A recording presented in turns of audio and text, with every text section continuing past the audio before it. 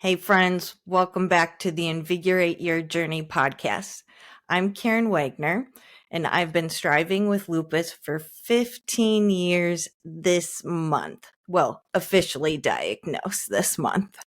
It's been such an incredible journey, and I say it with such gratitude and positivity because I would not be the person I am if I hadn't gone through this incredible experience.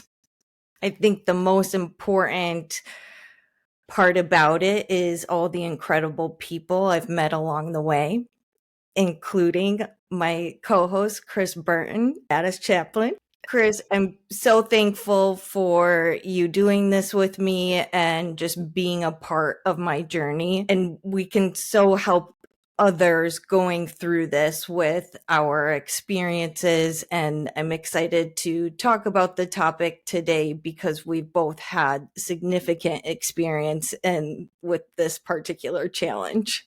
When you get a diagnosis of anything, you're struggling at the time to sort of see like the benefit of it, right? Or sometimes people get sort of upset and even want to call it like toxic positivity, feel like the silver lining, right? And there's definitely that out there for sure. But just thinking about, and I say this coming off of, we just had our lupus walk here in Richmond last weekend, and just like the amount of just like awesome folks who I've gotten to know better solely because we're all in this community together and able to help each other out. So no, it's a blessing for me too, for sure, no doubt about it. And I think to your point earlier, it feels extra special to be able to share this information with our audience because we're not just talking about things we've only researched. Of course, we do research, but it's also things we've lived and experienced. And today's topic is right up that same vein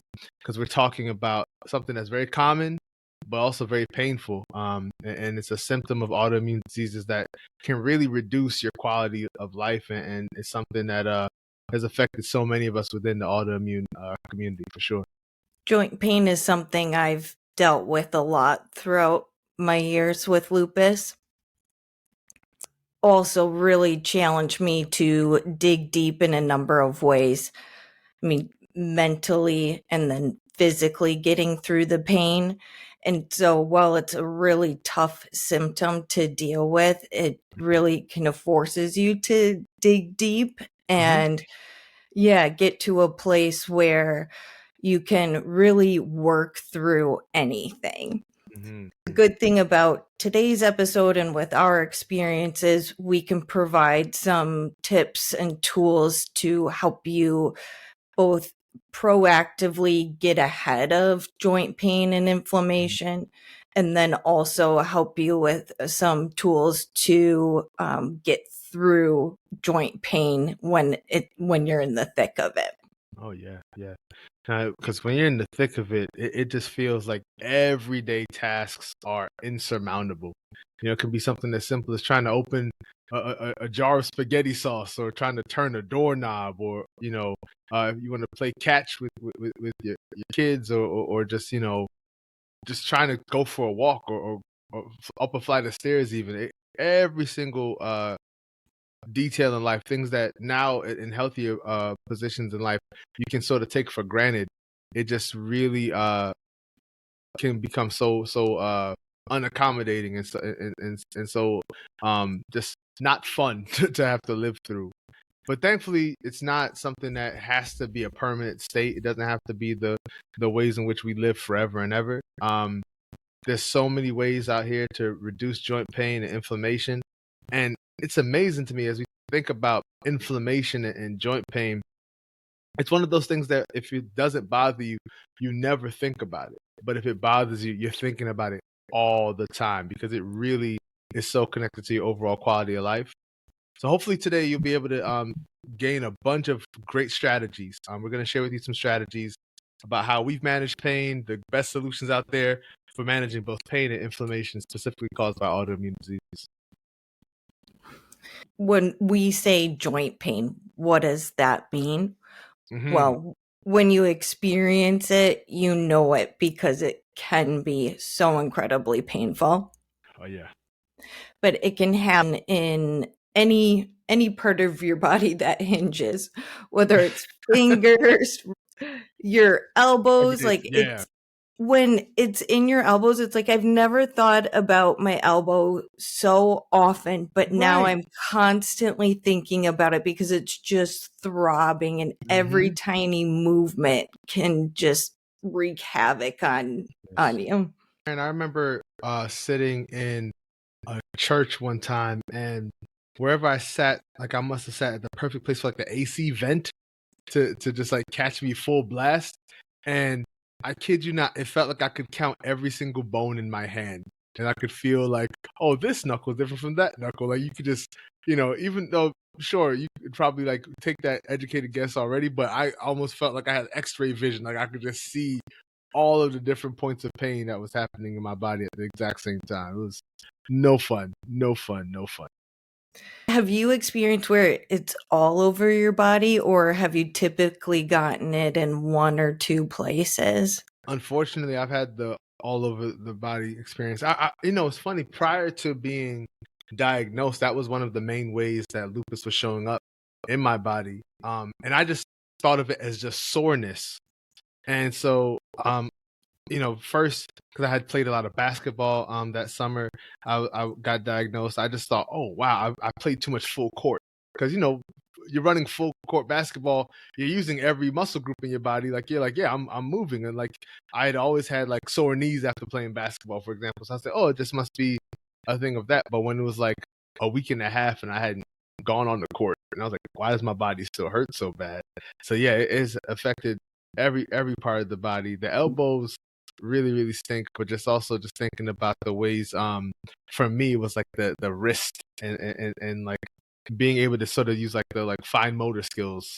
I just couldn't, like holding a pen for too long, or for me, like being in New York trying to swipe my Metro card, all the little details of like how to live were just painful.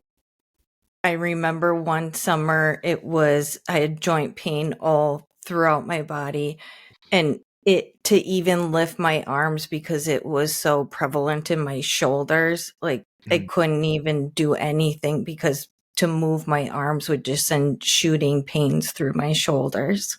Right. And at that time, when I'm actually in the thick of it, it's tough to know what to do. Oh, because you just want the pain to just stop. And to your point, I remember I was uh uneducated about it, and I took a very very strong medicine, over the counter medicine, but so often, like every day, in order to just like function, that I actually developed a stomach ulcer as a result, because the pain reliever rather was just too harsh on my stomach. So then what did you do? I had to have a procedure to stop the bleeding on my stomach, and I was finding that out in the middle of a lupus flare. So can you imagine just having like, by the way, we need to do this? I was like, I thought I had enough problems. Let's just add this on. Thank Yeah, you. right. So here you Why go, not, right? on the house, on the house. But once you couldn't take pain over the counter pain relievers anymore, how did you manage the joint pain? I think what helped long term was just changing everything. So for me, I just after that second flare up, I didn't make a physical list, but I really gave it a lot of thought in terms of saying, what are the things I do, eat, drink that help? What are the things I do, eat, and drink that don't help? So I really changed the way I approached working out. I tried to like drop that like, super testosterone filled mindset of like trying to be like a bodybuilder in my own head, not having the bodybuilder results, but like in my mind, like, yeah, we're gonna lift so much all the time. Like, and just getting rid of that mindset and really focusing more on like flexibility and moderate workouts, and just consistency in that regard. Thinking about what did I drink, and just say, you know what, I'm going to raise the roof on water, and I'll show y'all. So everyone who is at home thinking I'm just playing around, this is what I try to drink every single day, right? And it's amazing that I never get up and run out of these conversations that we have because I'm drinking a gallon of water every day. So just trying to knock it out. And just thinking about what you eat, the different foods that can cause inflammation all over your body, all that stuff. So it's really, for me, a huge part of it has been sort of reorienting myself in terms of focusing on an anti-inflammatory lifestyle rather than just trying to just treat the pain, because just treating the pain isn't getting to the root of it, you know? Yeah, and Chris, you bring up a really good point with inflammation. And it's important to understand how inflammation and joint pain are interrelated. It's like in a person without autoimmune disease having a normal functioning immune system, Mm-hmm. they'd get an injury or an infection, and then your body sends extra blood and Right, to fight off right. that. But in us fortunate ones with autoimmune diseases, Yeah, our immune systems can't tell the difference between healthy cells and what's truly an infection. right. And Yeah. so that inflammation and that swelling and sometimes stiffness in the Mm-hmm. joints, that's what can actually cause the joint pain.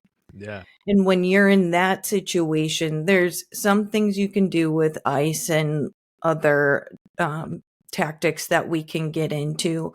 But to truly get it under control, in my experience, is what you're talking about, eating an anti-inflammatory Mm-hmm. diet. Exercise is huge because it all comes back to blood flow. You Yeah. got to Yeah, you gotta get your heart pumping, you gotta move, get everything flowing and moving, Mm-hmm. and that'll help loosen up the joints. Reason about it too, Karen, is that it becomes sort of like your body can switch cravings. So if you are someone who craved, let's say it's Monday when we're recording this. So let's say it's like a very stressful Monday or something. It's just stressful any day. And you might be the kind of person who says, I need to have like a donut. I'm going to go past my favorite donut shop and I'm going to get a donut with like a large coffee and milk and sugar, blah, blah, blah. Just like treat yourself. And that's a craving, right? Because that's now you're training your brain that whenever I'm stressed, I do this. So, for example, what I've tried to do, and I hope to be able to do today, is like today was like a bit of a tough day. So I was like, I can't wait to go like lift weights. I'm gonna go like listen to like very aggressive music on my headphones, and I'll like lift weights. And it's like you sort of replace a craving with a new craving. And I think that's another way to sort of like help balance it out. It's like you create these new habits that actually support the life you're trying to live rather than take away from the life that you want to live and make it more difficult for you. That is so important because there's so much when we're looking at lifestyle and the choices we're making, we tend to focus on what we're cutting out. I'm cutting Mm-hmm. out dairy, I'm cutting out processed food, soda, Right. whatever it is. But by replacing it with something more water, then you're focused on doing something, the action versus not doing. And that has Mm-hmm. really helped me. Oh yeah. And you know, I'm not qualified to talk all about like brain science, but it does seem that your brain likes to be able to say, "Oh, here's a new thing we get to do," rather than a list of things you don't get to do. That seems to be so much harder. It's like if you say to yourself, you know, like for example, I'm vegan, so if I just walked around every day and said, "Don't eat meat, don't eat meat, don't drink milk, don't eat cheese," right? That's a good song. But if you ended up doing that, it makes it so much harder because what's the focus on? I'm like looking and I'm seeing all the different like chicken restaurants and burger joints and pizza shops rather than focusing on what I can have. All I'm focusing on is what I can't have. And I think if you do that, you're setting yourself up to fail. Mhm. And if you can be consistent with it, then there's always that tipping point where it's like, okay, even if I do decide to indulge in whatever cheese Right. or whatever your vice is, I've gotten to the point where it's like I can feel it in my body and physically, and it's like that wasn't worth it. So it's like you get to a point, it's like I don't even want it anymore. Right. It's like you kind of like come back to your senses, like, what am I doing? put the giant container like cheese puffs. Like put the giant container cheese puffs away. You don't need all this. Yeah. That's You mentioned exercise. Mm, One area that has been difficult for me to navigate throughout my journey, yeah. but I do believe that I've gotten much better at it, Mhm. is deciphering when is it good to keep moving and Right. stretch, and when do you just need to pump the brakes and ice and elevate, use a cane or whatever medical Seriously. equipment you need, That's right? right. There's one day where I'd mentioned I was dealing with joint pain in my knee, and I did the stationary bike very lightly, but Yeah. I got off that bike and it was a not good situation. Like, Right, right, right. I had to bust out the crutches because it was like I Come on. couldn't put weight on it. It Yeah, was swollen. And at that time, like, there's nothing that I can do other than rest and ice that's to right. get this to calm down. And then as it calmed down, then I graduated to a cane and then started just kind of hobbling around, and Yeah. you get back into it. But there's other times where I've had joint pain in my knees and I get on the bike for 15, 20 minutes and I feels like a new knee when I'm done. Like, Wow, wow. so just the light movement is enough to keep it moving. And I think a lot of times it gets so stiff that we're wanting to not move it and Mhm. stabilize it. But sometimes that can be the worst thing for it. No doubt about it. I had a great friend who gave me advice I'm gonna share with you and everyone else. Slow motion is better than no motion, you know? Just do what you can. Even if it's just a little bit, do what you can. But also, especially for those of us who are super competitive and maybe like super competitive even with yourself, know when to say, I don't have it today. Like it's okay. Because it's not as if you're gonna let that one day become 10 days, right? That's when it can become a real problem. But if you're able to sort of say, rather than trying to like prove whatever it is to yourself, just say, you know what, I'm gonna go back. I'll be back at it tomorrow. Like, what small, low range activity can I do here, wherever the here is, like just without injuring yourself or borrowing tomorrow's spoons. Just take care of yourself. Ultimately, you have to be able to take care of yourself, and I'll even go so far, Karin, to say you got to love yourself enough to not want to try to punish yourself with exercise. And these all are things, particularly exercise and eating well, should be things that feel um as a part of your joy, not as something that's like a punishment or another task on top of everything else. I love that because when you're conscientious of what you can do and you follow that and you respect yourself enough to know when to not push through, then you're able to recover and heal faster. Hmm. And then you're back on your feet quicker for the ones you loved and or whatever your why is, yourself and others a service by knowing when to take it easy and not push through. That's really it. That is really it. I'm thinking about some of the like the sort of tricks of the trade in terms of like food for a second. I've started to go and it's funny, like I've talked about this a lot with my wife in terms of, I'm Jamaican American, and I feel like there's certain foods that just like genetically have like a craving for. So for example, every time I go to the supermarket, I have to pick up a pineapple. And then like when I go home and like visit my family in Jamaica, I'm like, oh yeah, because pineapples are everywhere, right? It's like an apple up here, right? So just thinking about the different foods that you crave. But because I buy a pineapple so often, I've started taking the pineapple skin and boiling it with a piece of raw ginger, and I make this like pineapple ginger tea, and it is so delicious, and it makes you feel great because both of those foods, both the pineapple and ginger, are like top tier anti-inflammatory foods. They're really really good for you. Okay, we're going to have to share that recipe and what exactly you need to do. I'm all into it. Listen, we'll even I'll make a reel about it. It'll be fun. We'll get this going.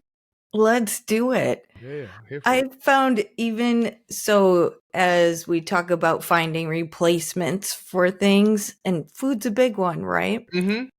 I, I had a similar, well, not related back to anything, but just discovering chia seed pudding, Yeah, the health benefits of that, and that's it's right. delicious. It I'm like, is. I wish this was in my life sooner. That's it. That's it. Now, chia But seeds, you chia seeds are a mover and a groover. You gotta, make sure you're good because that pushes everything out. It gets things going. It gets the party started. inside tip. It pushes the traffic along. You know what I mean? Like, Hey, like I said earlier with blood flow, it's all about getting everything moving. that's right. That's everything moving. That's right. For sure. But you feel better after You eating it. It's do. like, I can't, You do. but I'm so thankful for this journey, because otherwise I wouldn't have cleaned up my eating as Of much as I course. have. Right, right. And thinking, as you say that, Karen, think about, if you're a go-getter, you're on the go, you're moving, you don't have time to always say, I'm going to meal prep or set up shop and buy, buy the high quality food all the time. Sometimes you're like, I just need this because I'm busy working, or like you may not have even eaten because you're like just so occupied with what you're doing.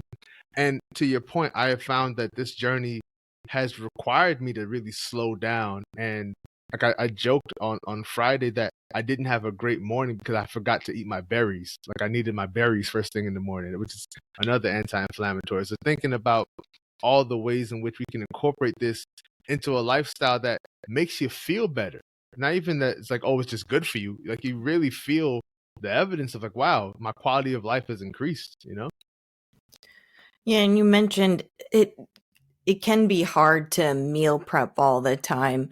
Mhm. I will say there are some resources out there where, if you're not a cooker, you don't have time, there's a lot of meal delivery services Mhm. that provide high quality ingredients, clean That's right. food options. You can go to invigorate Mhm. yourjourney.com/nutrition, and there's some on there. Absolutely. Absolutely. So I know I'm big into using turmeric, and I talked about ginger already. What sort of like herbal supplements have you found have been helpful for you? Like, are you someone who like you have to have like your B vitamins all the time? Like, what are you doing? Well, I should mention vitamin D is something that I believe it's getting checked more often, Okay, but they are figuring out that a lack of vitamin D can trigger or link to autoimmune diseases. no kidding. Not that in itself, but it can be a Part of contributor. it, yeah, yeah. And because, especially for me, I'm in the Midwest, just Oh, lack of sun exposure that's it. can contribute. So making sure that vitamin D levels Mhm. are where they need to be. It's a quick test, so Oh yeah, not a lot of investment there, but an easy thing to check. get that. Another thing is, my rheumatologist had me start taking fish oil. Oh yeah, yeah, yeah. That's Absolutely. been really big for joint pain and Mhm. just really how I feel in general. Yeah, totally.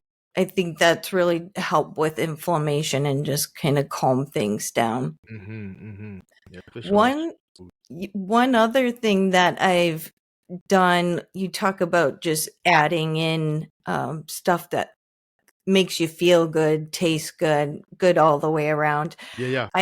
I've started putting cherry juice. It's um, a Right. liquid concentrate Hmm. into like LaCroix or carbonated water. Right. Oh, so good. And it's Hmm. got, cherries are so great for antioxidants and Oh yes. anti-inflammatory properties. Right. That's it. Yeah, I remember after that second flare, I used to go to, it must have been at Costco. They had this like giant box of cherry juice. So you can get like three of them in a pack. And I would just blow through those cherry drinks um in no time flat. I could feel like it was a part of like my rehabilitation getting back up to speed. It's a wonderful, wonderful ally in this work. Yeah. I've mentioned before my challenges with avascular necrosis, which is, a degenerative bone disease. Yeah. And so I'm fortunate enough that my rheumatologist is at the Mayo Clinic, so Great. very Yeah. high quality. But even they referred me to a specialist in Cincinnati Okay. because I had AVN and multiple joints. They were like, Right. we don't know what to do for you. Right. I gotta get some help. But I went there and he said I have quote unquote sticky blood. So Hmm. lack of blood flow. Yeah. Sticky blood. Yeah, so that's what was causing the bones to Right. literally die, is Ah, because yeah. they weren't getting enough blood. Right. So in order to combat that, he said, we're going to put you on B vitamins, Hmm. B12, B6, Yeah. and also methylfolate, which I think Okay. is a form of a B vitamin. Okay. Started taking the supplement. So mind you, I had this in 6 joints going within a matter of like 3 years. Oh goodness. Yeah. Yeah. So it's very like intense. So that's why they were like, you need to go see this specialist. We don't know how to stop this from progressing. Mm. Anyway, I get on the supplements. Not a single instance after did I get another pop up of AVN. Wow. So these B vitamins like saved me Yeah. from more surgeries from Right. Right. once, like amazing. Truly. Truly. Just the amount of like discomfort and it's funny but not funny, ironic at best. This whole notion of, you know, autoimmune diseases can be worsened by stress, but as autoimmune diseases progress, they can be some of the most stressful things in our lives. Like just like thinking about the ways in which, you know, you're getting this news about necrosis and you're supposed to at the same time just chill out. But how are you supposed to chill out when you hear a diagnosis like that, you know? Yeah. Yeah.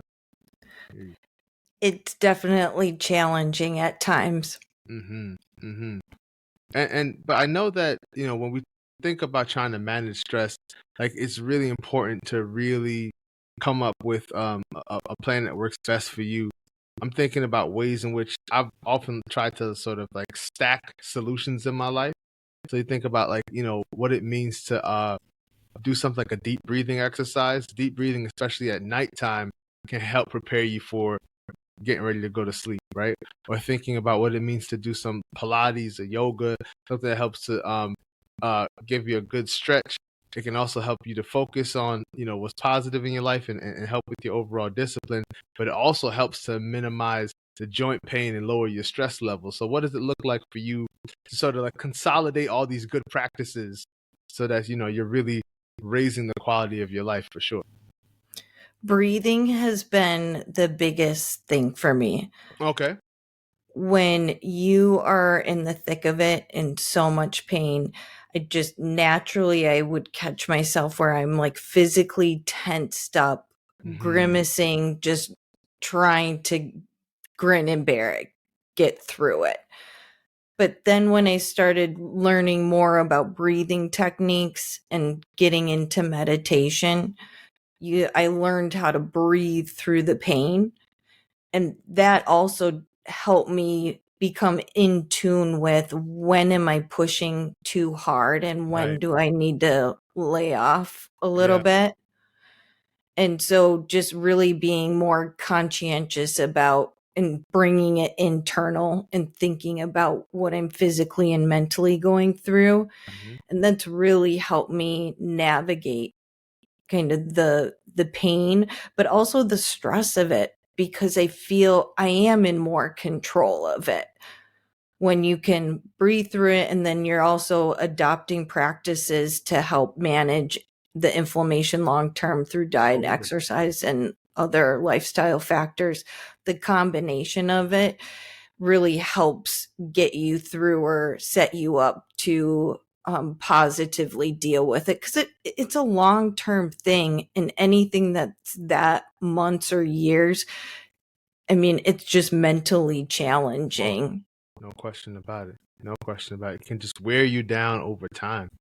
Wear you down over time. So I know we want to share some tips for how you find relief in your everyday life. Because if you're anything like us, you know far too well how painful inflammation can be and how living with both pain and inflammation can be so challenging. So we want to share with you some strategies. And these are things you can put in your daily routine on how to manage symptoms. So one, thinking about applying heat and cold, right? I found even it was almost like it knew just in time for our conversation, because like my neck has been kind of tense. I was like, I just felt it like mid conversation. So I was like, right after this, I'm definitely going to try to apply some heat to my neck. And thinking about how something as simple as a heating pad or a warm towel, those things, going back to your earlier point, Karin, can increase blood flow, help you to relax tense muscles. But even something like cold therapy, like I remember growing up watching the Knicks, Patrick Ewing have these giant bags of ice on his knees somewhere around the third or fourth quarter. What does it look like to use ice pack or cold compress to help numb the area and reduce swelling? These things can help you really just make it through to whatever the next item on your task is. Even if the next item on your task is just chilling out, you still need to be able to have something to help you, you know, feel comfort throughout the day. And those small things, like even if it's only 5 minutes with an ice pack, you're still nourishing yourself and taking care of yourself. Mm-hmm. So any small things to take an extra break or get a heating pad, play around with it. Some days heat might feel better if it's more in your muscle, Mm-hmm. or if it's more joint pain, ice packs can help. Right. But I said earlier, I think the most important thing is making sure that you're resting it when it needs to be rested. And I love the slow motion. It's so true. Yeah. You don't need to be, for me, you don't need to be doing hit workouts. Like, Right. gentle yoga is just fine. Yeah. That's right. And I've also found that when those opportunities kind of force you to slow down. Mm-hmm. That's And true. when I've had so many years with joint pain, I've just kind of closed up a little bit. Mm-hmm. So now when I have joint pain, it's like, oh, this is a good opportunity to focus on stretching and flexibility. And Yeah. ultimately, that helps me with my HIIT workouts anyway, because I'm increasing my range of motion.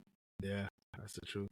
That's the truth. Something that I was thinking about too is the ways in which, you know, if you overdo it, you're gonna need to really take a long break. If you decide I'm gonna do HIIT today, that might be the last time you work out this month, right? Like that might be really it. And it made me think about when I was 30. I had to use a cane for a few months because the pain was so bad, and it was such a hit to my pride to be so young and using a cane. People unfortunately associate canes with like being like an old man, and like I had coworkers who try to make me feel good, like, oh, you look so cool and wise with your cane. And I was like, you're prettying this up. I don't feel great about it. But I just wanted to hear what you thought, Karin, in terms about embracing the assistance like canes, walkers, jar openers, all sorts of assistive devices. How have you found that you're able to deal with them? Like, have they helped provide a sense of assistance and allowed you to enjoy your life more, or were you like me and that you had a little too much pride to enjoy it?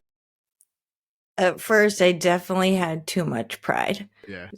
I was talking to my husband. I'm like, this is embarrassing. I don't want to be using a cane. Like, what? He Yeah. was like, embrace it. Use it as a cool talking point. Like, it's fine. No one cares. Right. But now I'm to the point where I want to do everything I can to help myself Of and course.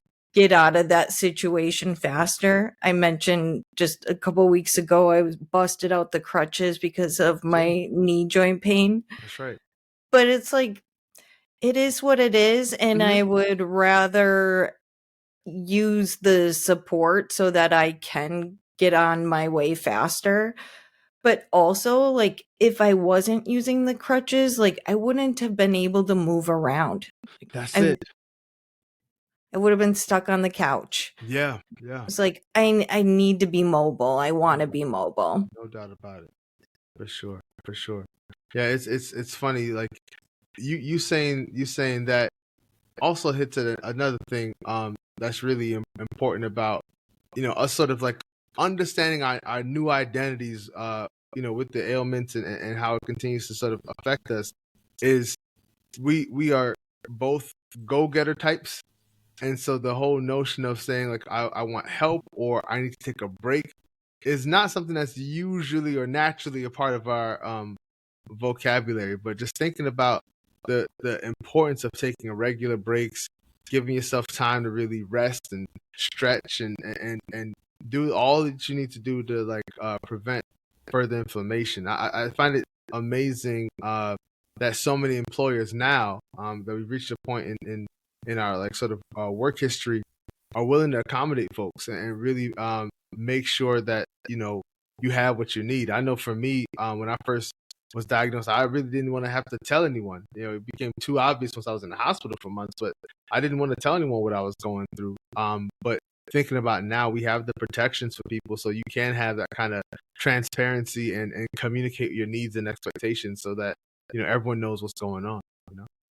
And I found that when I am open and honest, transparent about it, that people tend to be more understanding and supportive than when I was trying to hide it, not Right, right. hide it, but not wanting to tell people about Mhm. it. But when you actually tell them what's going on, then you can work together to figure out solutions to accommodate whatever your situation is. That's right. Because we talk about this being long term, but things come and go. I had joint pain for 10 days and I woke up and it was gone. Like, it just, things come up and then they go away. So Yeah. the more you can just communicate that and be open about what your situation is and being open to finding different solutions, you can actually end up accomplishing or getting a lot more done by being open about it. And yeah. Yeah. No, well, extremely well said. That's really it. Just and being in an environment, as best you can, to the best of your ability, like being in an environment where that's a possibility, right? Like I think we have to continue, just like societally, to demand this sense of I need to be my best self in order to work here. Like I can't do this if I'm not getting exactly what I need. And the key aspect of that is also rest. Um, we cannot burn the midnight oil and wake up doing farmer's hours. Like you have to make sure you're giving yourself enough time for your body to repair and rejuvenate. I remember Karin talking to my high school freshman when I was teaching English, and I was like, "How much sleep are you getting a night?" And they said on a good night, 5 to 6 hours. And we know just a average healthy high schooler needs closer to 10 hours of sleep. So just think about what it means for us as not just adults, but those of us who are living with autoimmune conditions. You're gonna need at least 7 to 8 hours of sleep to really, really get the body in a healthy place and making sure that you're honoring your body's need for rest. Yeah, you really need to prioritize your health and structure your day so that it's possible to get that rest and do what you need to do to take care of yourself. Mm-hmm. Yeah.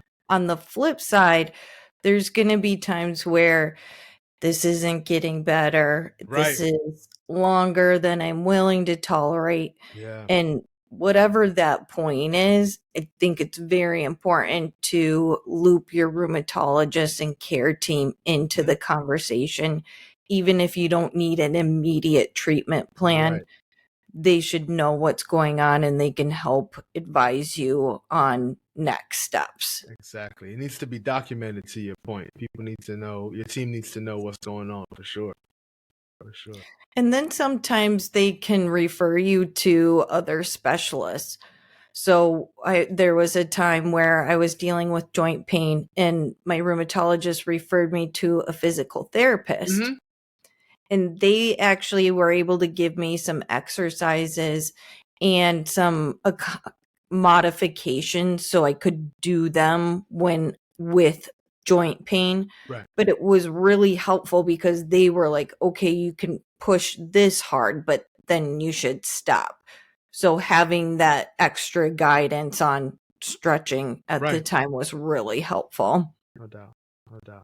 And that's what's key is understanding that, like, when it comes to pain, inflammation, all of us have such unique journeys. And it's important, while Karin and I are giving you wonderful information, you got to make sure you're talking to your team, talk to your rheumatologist, make sure you're getting a personalized treatment plan. Don't just go to Dr. Google. You got to make sure you're talking to actual professionals who can help you with the journey for sure. No armchair diagnosing. No. Oh, I saw a great YouTube. No, that's not going to work. That's not going to work. I was going to say, same with the supplements. Make sure you're talking to your doctors about what you're taking. It can all interact with medications and whatnot. So just make sure you're having a conversation about anything you're putting into your body too. Please. That's vital. That is vital. Thinking about some of the things your doctor may do with you is, number one, talking about that treatment plan. Think about the ways in which they'll figure out the severity of the inflammation, the joint damage. Because if it's untreated, if you're like, I'm not going to talk about this with anyone, I'll just do it myself, you're putting yourself at risk for permanent joint damage by untreated inflammation. But doctors will be able to look at your overall health and determine what's most appropriate for you. And as Karin shared earlier, rheumatologists often refer patients to other professionals, so physical therapists, occupational therapists, pain management specialists. All of these folks can provide additional support and therapies to help manage joint pain and inflammation. And then they're able to follow up with you. So you may think, oh, it's nothing, I don't need to mention it to the doctor. But the doctor can now not only see the labs, but see the sort of anecdotal about, oh, this is the third appointment. So, for over the last 9 months, this patient has been speaking about that pain in their hip or in their wrist or in the ankle or wherever the pain may be showing up for you. And they can also provide you the resources to do the sort of lifestyle modification you need and different self-care strategies to really make sure that you're living your best life. With joint pain being so debilitating at times, and having this being such a long-term thing, I think making sure that we have that open communication with the rheumatologist and the care team, as well as doing anything you can to help yourself clean up your diet, add in this ginger tea that Chris is gonna tell us about, and pineapple, right? Can't forget the pineapple. Right? So I can't say enough about how all of it together really can help. And I don't want that to sound overwhelming.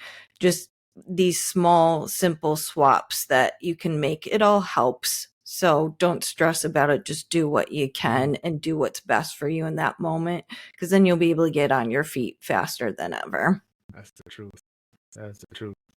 So when you think about all this stuff, autoimmune diseases, joint pain, inflammation, yes, no doubt about it, they significantly can impact your quality of life.